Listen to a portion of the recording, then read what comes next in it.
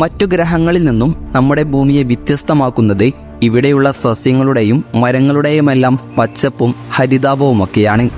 എന്നാൽ ഇത്രയും ഭംഗിയോടെ നിൽക്കുന്ന സസ്യങ്ങളിൽ ചിലത് മൃഗങ്ങളെയും ജീവികളെയും ഭക്ഷണമാക്കാറുണ്ടെന്ന് പറഞ്ഞാൽ നിങ്ങളിൽ എത്ര പേർ വിശ്വസിക്കും? എന്നാൽ അത്തരത്തിലുള്ള മാംസഭോജികളായ ചില വിചിത്ര സസ്യങ്ങളെയാണ് ഈ വീഡിയോയിലൂടെ നമ്മൾ കാണാൻ പോകുന്നത്. സോ സമയം കളയാതെ നമുക്ക് നേരെ വീഡിയോയിലേക്ക് കടക്കാം.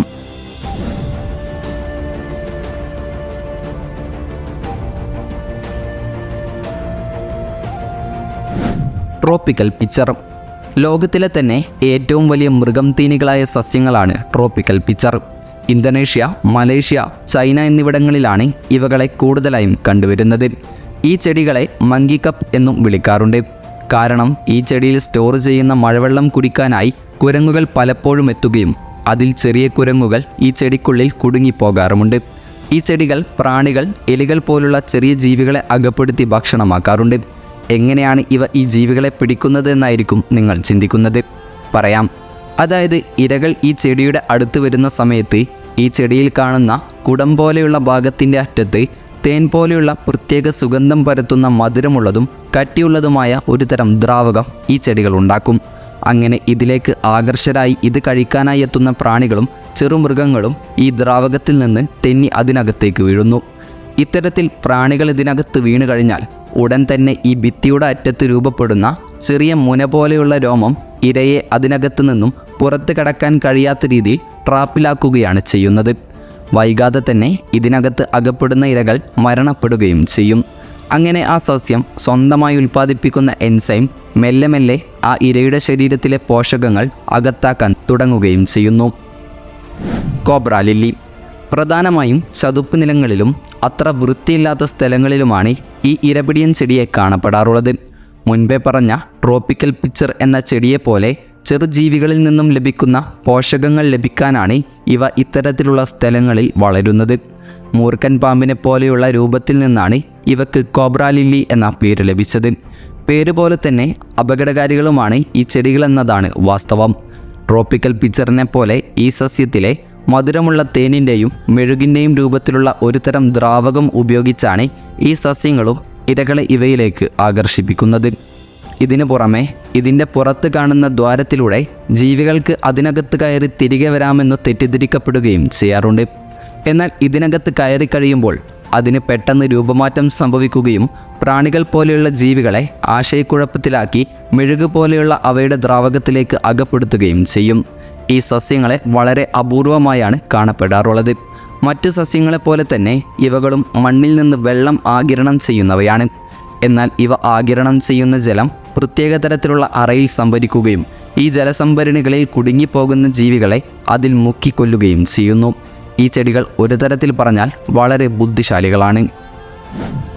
പോർച്ചുഗീസ് സൻഡ്യോ. ഈ ചെടികൾ സ്പെയിനിലും പോർച്ചുഗലിലും മൊറോക്കോയിലുമാണ് കൂടുതലായും കണ്ടുവരുന്നത്. ഈ ചെടികൾ വളരാറുള്ളത് വരണ്ട ഭൂപ്രദേശങ്ങളിലാണ്. അതിനാൽ തന്നെ ആ മണ്ണിൽ നിന്നും വേണ്ടത്ര പോഷകങ്ങൾ ഈ ചെടിക്ക് ലഭിക്കാത്തതിനാൽ ഈ ചെടിക്ക് വേണ്ട മറ്റു പോഷകങ്ങളെല്ലാം മറ്റ് ചെറുജീവികളിൽ നിന്നാണ് ഇവ ശേഖരിക്കുന്നത്. കിഴക്ക് മുകളിൽ രോമം പോലെയുള്ള ആവരണങ്ങളും ആ ആവരണത്തിന് മുകളിൽ വെള്ളത്തുള്ളി പറ്റിയിരിക്കുന്ന രൂപത്തിലുള്ള മനോഹരമായ രൂപമാണ് ഈ ചെടികൾക്കുള്ളത്. കൂടാതെ ഈ ഇലകൾക്ക് ചുരുളാനുള്ള കഴിവുമുണ്ട്. എന്നാൽ ഈ ഭംഗി യഥാർത്ഥത്തിൽ ഒരു ട്രാപ്പാണ്. അതായത് ഈ ഇലകൾക്ക് മുകളിലുള്ള രോമത്തിലെ തുള്ളികൾ വെള്ളമാണെന്ന് തെറ്റിദ്ധരിച്ച് കുടിക്കാൻ വരുന്ന പ്രാണികളെ ഇവ അകത്താക്കുകയാണ് ചെയ്യുന്നത്. യഥാർത്ഥത്തിൽ പുറത്ത് കാണുന്ന വെള്ളത്തുള്ളി പോലുള്ള ഭാഗങ്ങൾ ഒരുതരം പശയാണ്. എന്നാൽ ഇരകൾ ഈ പശയിൽ ഒട്ടിക്കഴിഞ്ഞാൽ അവയെ ഈ ചെടി വരിഞ്ഞു മുറുക്കുകയാണ് ചെയ്യുക. ആ സമയത്ത് ഈ ചെടിയിൽ ഉൽപ്പാദിപ്പിക്കുന്ന എൻസൈമുകൾ ഈ ഇരയിൽ നിന്നും പോഷകങ്ങളെല്ലാം എടുത്ത് ഈ ചെടിക്ക് നൽകുകയും ചെയ്യും. Bladder vote. ഇവ ഇരപിടിക്കുന്നത് ഒരു പ്രത്യേക രീതിയിലാണ്.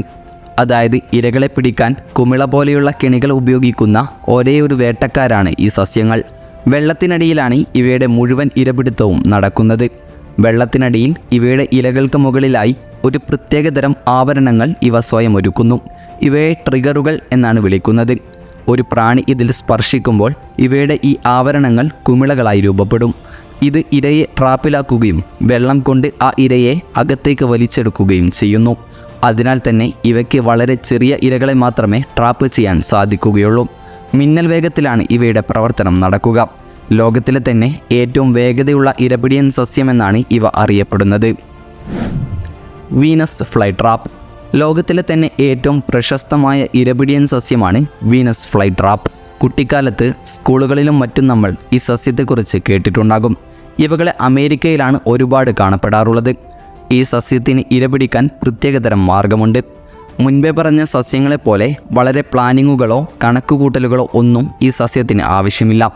അതായത് ഈ ട്രാപ്പിൽ എന്തെങ്കിലും ജീവികൾ വന്നിരുന്നാൽ അത് അടക്കുകയാണ് ചെയ്യുന്നത്.